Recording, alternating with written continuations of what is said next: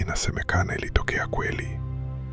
Kuna msichana mmoja alipokuwa akisafisha nyumba ya bibi yake aliyefariki, alikuta sanduku la zamani sana lililokuwa limefichwa chini ya kitanda. Alipolifungua, ndani kulikuwa na vitu vya zamani, barua, nguo na picha.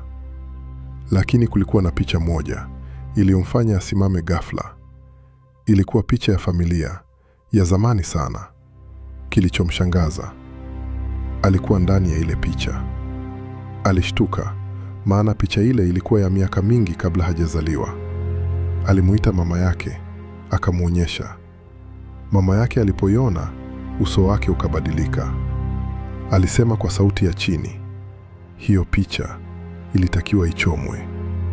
Msichana akauliza, kwa nini mimi nipo humo? Mama yake hakujibu, akaondoka tu. Usiku ule, msichana alilala na ile picha karibu yake.